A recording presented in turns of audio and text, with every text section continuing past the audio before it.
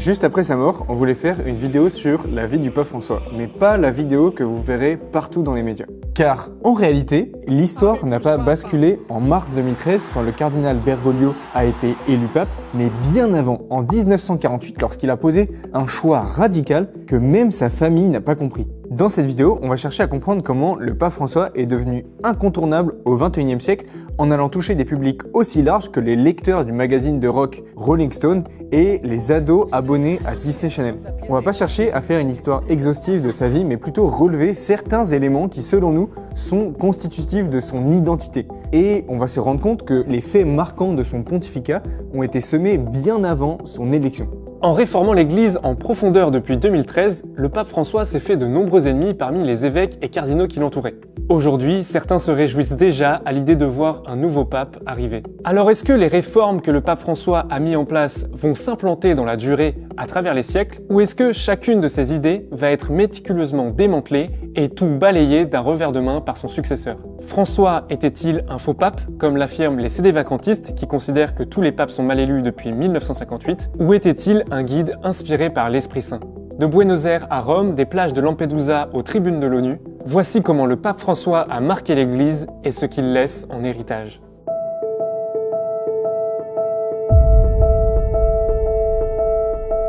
Entre 1973 et 1980, c'est assez dur de connaître les détails de la vie de Jorge Bergoglio. Mais j'ai l'impression que certains s'inventent des souvenirs. À peine le pape François a-t-il terminé sa toute première bénédiction sur la place Saint-Pierre que le Guardian, un journal très sérieux anglais, tweet la phrase suivante: « François a-t-il été complice de meurtre et de séquestration arbitraire ?» Si les faits étaient avérés, François pourrait-il réellement être pris au sérieux comme leader spirituel ? Cet article fait référence aux périodes troubles en Argentine dans les années 70 et à des accusations qui ont été démenties par la suite, selon lesquelles François aurait livré certains de ses frères jésuites lorsqu'il était provincial en Argentine. Dans cette affaire, c'est toute la clique de Horacio Verbitsky, un pseudo-historien argentin tout à fait anticlérical qui n'a cessé pendant des années de lancer de fausses accusations contre le pape François.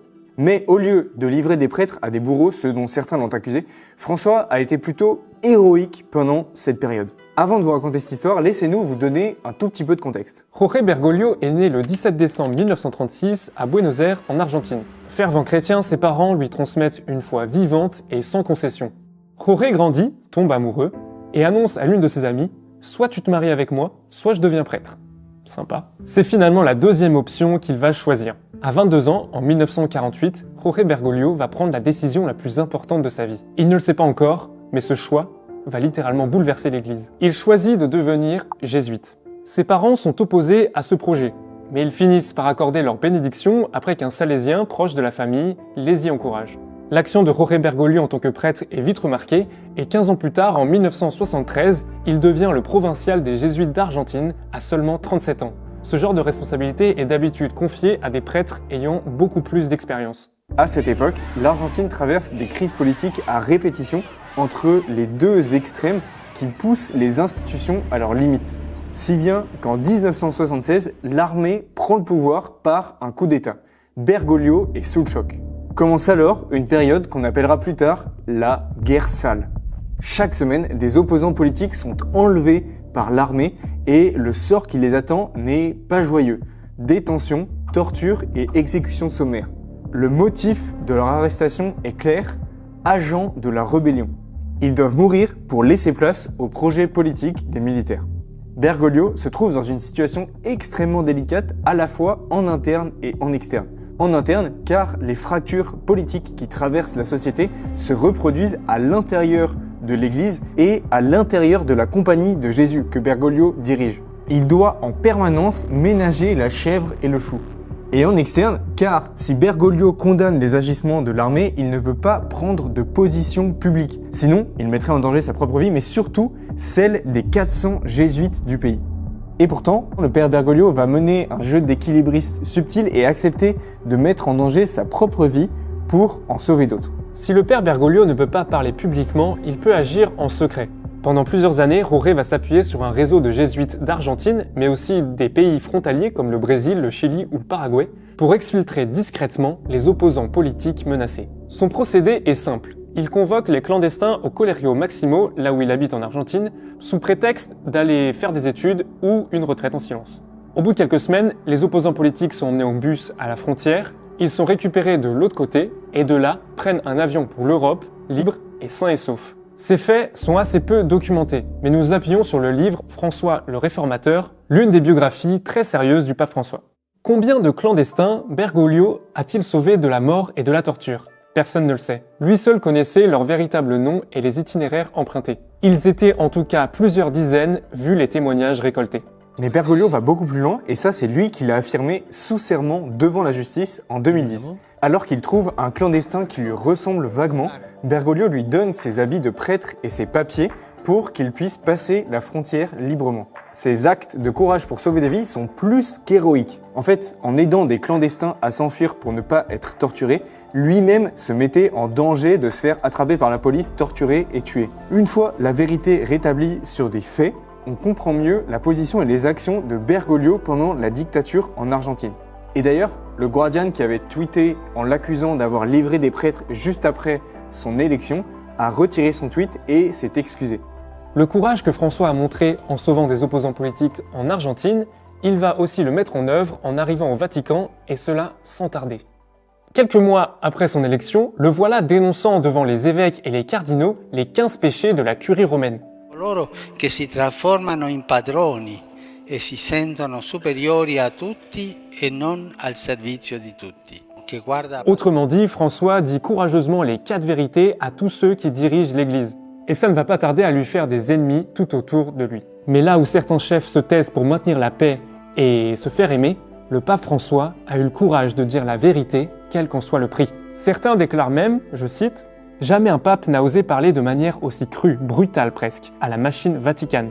On a eu l'impression qu'il pointait du doigt des témoins qui se sont éloignés du Christ. » Et tout ça, ce n'était qu'un échauffement quand on voit ce que le pape a fait concernant la crise des abus.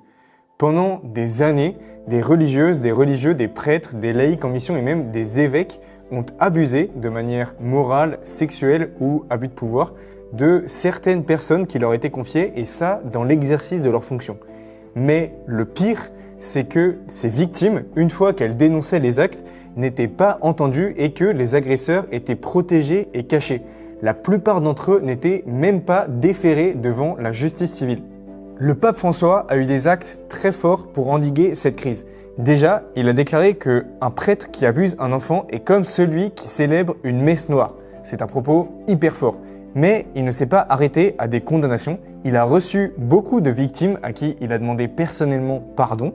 Il a aussi créé une commission à la tête de laquelle il a mis le cardinal O'Malley, qui est un de ses hommes de confiance. Et dans cette commission, il a aussi nommé un ancien Premier ministre et des éminents psychologues pour faire la lumière sur ces faits, mais aussi pour protéger dans l'avenir davantage les potentielles victimes. En choisissant un cardinal du bout du monde, comme il le disait lui-même, et donc extérieur à toutes les manigances romaines, le conclave a choisi quelqu'un qui est prêt à remettre de l'ordre avec un regard neuf sur les problèmes. Le pape François a un caractère bien trempé, mais son courage et ses décisions ont toujours été au service des pauvres, de la charité et de la justice. For a little girl growing up Catholic today, will she ever have the opportunity to be a deacon and participate as a clergy member in the church? Non. Vous vous en doutez, les journalistes n'attendaient qu'une seule chose, c'est que le pape François se prenne les pieds dans le tapis devant les questions qu'ils allaient lui poser. Quand on a vu la galère dans laquelle s'est mis le pape Benoît XVI sur l'utilisation du préservatif, on voit bien que la pente est glissante. Mais François, fin tacticien, répond aux questions du monde tout en orientant les réponses là où il le souhaite. Le 24 mai 2015, le pape François surprend tout le monde en publiant l'encyclique Laudato Si. Là où la plupart des encycliques sur la doctrine sociale de l'Église sont classiques et attendues, le pape François étonne en prenant clairement position pour la protection de la planète. Au point qu'en France, par exemple, certains hommes ou femmes politiques, qui lui sont d'habitude complètement opposés, reconnaissent son travail. Mais sa stratégie va beaucoup plus loin. Au-delà de dénoncer l'utilisation des énergies fossiles, entre autres, François se fait l'apôtre de l'écologie intégrale, qui va de la protection de la vie à exiger un salaire décent pour les travailleurs pauvres. Le pape François combat l'hypocrisie de l'Occident, qui roule en voiture électrique parce que c'est à la mode, alors que les minerais des batteries viennent des pays pauvres, qui sont souvent en guerre civile pour justement limiter les prix. Protéger les vers de terre sans protéger les vies humaines, ça n'a aucun sens. D'ailleurs, François développe le principe des 3 T. Un toit, un travail, une terre. Ces 3 T sont ce dont chaque être humain a besoin pour vivre dignement. De la même manière, François se positionne en défenseur des migrants et son premier voyage apostolique était sur l'île de Lampedusa, une île italienne qui voit chaque jour des centaines de migrants affluer sur ses côtes. Le fait qu'il choisisse d'aller dans ce lieu pour son premier voyage apostolique était hyper symbolique et à l'image de ce qu'allait être son pontificat. Écologie, accueil des migrants et aussi artisan de paix. François a régulièrement dénoncé les violences en Ukraine et il y est pour beaucoup dans le réchauffement des relations entre Cuba et les États-Unis en 2016. Bref, tout au long de son pontificat, François a su faire face aux défis de son époque sans jamais se laisser piéger. Ah, come vorrei una chiesa povera e per i poveri. C'est assez facile de donner des conseils à quelqu'un quand on n'en subit pas les conséquences. Dans le livre Skin in the Game, l'économiste Nassim Taleb développe la théorie suivante. Si quelqu'un n'est pas lui-même impacté par la décision qu'il vous conseille de prendre, vous ne devriez pas l'écouter. Quand Jorge Bergoglio est devenu le pape François, il a mis en pratique dans sa propre vie les conseils de pauvreté qu'il donnait à ceux qui l'entouraient. Et la pauvreté de François était très concrète. En voyage à New York, il choisit de rouler dans une minuscule Fiat 500 plutôt que dans des grosses berlines confortables et luxueuses. Le contraste est saisissant. En fait, le programme pontifical de pauvreté du pape François était déjà fixé le jour de son élection. Rien que le fait qu'il choisisse le nom de François, le Poverello d'Assise, Poverello, il apprend l'Italia. que le pape choisisse comme saint patron François d'Assise, était symbolique de son désir de pauvreté. Pour Bergoglio, la simplicité n'est pas quelque chose de nouveau, ça a toujours fait partie de sa vie. En 1998, lorsque Jorge Bergoglio devient archevêque de Buenos Aires, c'est une ville qu'il connaît par cœur. En fait, ça fait déjà 6 ans qu'il est évêque auxiliaire, et son prédécesseur, le cardinal Carracino, s'est débrouillé pour que Jorge prenne sa suite, en faisant signer directement par Jean-Paul II le décret de nomination sans passer par les instances habituelles. Parce qu'on essayait de mettre des bâtons dans les roues pour pas qu'il arrive. Et quand Jorge Bergoglio devient archevêque de Buenos Aires, il découvre tous les privilèges qui lui sont destinés. Un chauffeur, une cuisinière, un palais épiscopal luxueux et des invitations en permanence de riches entrepreneurs argentins. Ça donne envie d'être évêque. Mais Monseigneur Bergoglio va faire le choix de la simplicité. À peine installé, il renonce à son chauffeur et au lieu de sa berline, il prend chaque jour le métro pour se déplacer dans la ville. Monseigneur Bergoglio ne s'arrête pas là et le palais archiépiscopal dont il devait bénéficier devient une maison de retraite pour les prêtres. Et lui, à la place, il choisit 2 petits bureaux de la curie archidiocésaine et en fait sa chambre et son bureau. Et on raconte que son bureau était tellement petit qu'il fallait déplacer les chaises pour pouvoir ouvrir et fermer la porte.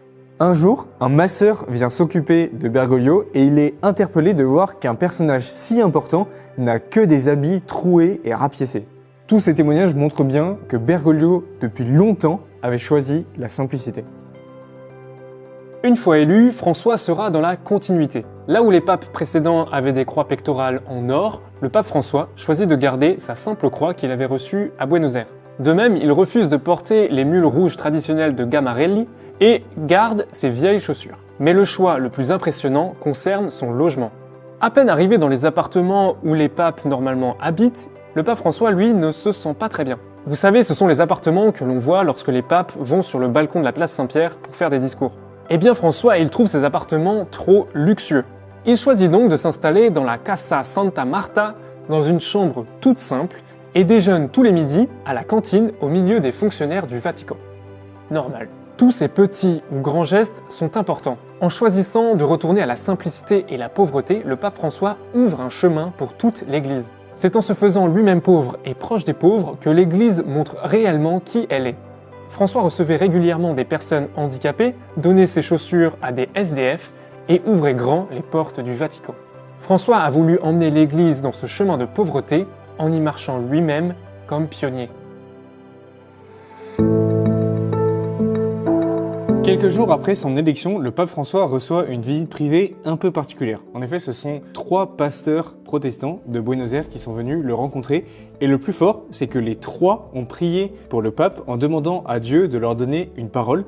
Et les 3 sont arrivés avec la même parole du livre de Jérémie. Avant même de te façonner dans le sein de ta mère, je te connaissais. Avant que tu viennes au jour, je t'ai consacré. Je fais de toi un prophète pour les nations. Pendant son pontificat, François a beaucoup fait avancer l'œcuménisme. L'œcuménisme, c'est ce mouvement qui date de 1910 et qui vise à chercher l'unité entre les différentes confessions chrétiennes. Avec une conviction forte, ce qui nous unit est plus fort que ce qui nous divise. Par exemple, un événement marquant a eu lieu pendant le synode sur la synodalité en 2024. 16 délégués fraternels ont été invités, 16 personnes d'autres confessions chrétiennes. Ça peut paraître normal parce que jusque-là, ils étaient observateurs, mais cette fois, les délégués fraternels participaient pleinement aux discussions. À une exception près, ils ne votaient pas. Enfin, un dernier élément marquant côté œcuménisme, les martyrs décapités en 2015 par Daesh sont reconnus saints à la fois chez les orthodoxes et chez les catholiques. C'est la première fois depuis le schisme qu'un pape reconnaît des saints orthodoxes chez les catholiques. Le pape a toujours aimé et encouragé une église en sortie, allant aux périphéries. En suivant la doctrine du théologien dominicain Yves Congar, le pape François a cherché à réformer l'Église non pas par ceux qui sont au centre, mais ceux qui sont à la limite, aux périphéries. Bref, le pape a mis en pratique ce précepte de William Temple, l'archevêque de Canterbury. L'Église est la seule institution qui existe pour ceux qui n'en sont pas membres. Que retiendra-t-on du pontificat du pape François? L'histoire nous le dira assez vite, mais pour aujourd'hui, voilà ce qu'on retient. Son courage a permis de prendre à bras-le-corps de nombreux problèmes structurels dans l'Église, comme les abus et la gouvernance. Et François a eu l'humilité de demander personnellement pardon au nom de l'Église à beaucoup de victimes. Et en parlant d'humilité, François demandait souvent qu'on prie pour lui. Le pape François était un homme de Dieu qui n'a cessé de prier pour la paix, pour les pauvres et pour le monde. Il voulait montrer que l'Église était d'abord tournée vers les pauvres et il ne se satisfaisait pas d'aller uniquement dans des événements mondains comme l'inauguration de Notre-Dame récemment. Lui préférait se rendre auprès des pauvres. À travers tous les choix qu'il a posés personnellement, comme on l'a dit, sa voiture, son logement, ses habits, il a voulu remettre au centre de sa vie la pauvreté évangélique. Nous prions pour lui, pour l'Église, et que le travail qu'il a amorcé concernant la gouvernance, le lien aux pauvres et l'écologie puisse continuer à s'enraciner et à porter du fruit dans l'Église. Dans cette vidéo, on en a découvert un peu plus sur la vie du pape François. C'est notre passion de découvrir l'histoire de missionnaires et notre chaîne regorge d'exemples en tout genre. Toutes les 2 semaines, on envoie une newsletter où on vous partage avec vous les initiatives missionnaires sur Internet et toute autre découverte. Pour ne pas rater la prochaine, inscris-toi avec le lien en description. François est sûrement l'évêque le plus connu du monde, mais connaissez-vous l'histoire du 2e évêque le plus connu du monde? Ça fait 25 ans qu'il est présent sur Internet et on a cherché à comprendre son histoire dans les détails. Cliquez sur Benoît pour voir l'histoire de Bishop Barron. On se retrouve dans une prochaine vidéo. Priez pour nous et nous, on prie pour vous. À la prochaine. Et priez pour le pape. Le futur pape. Le futur pape et l'ancien Il n'est pape. pas mort. Voilà.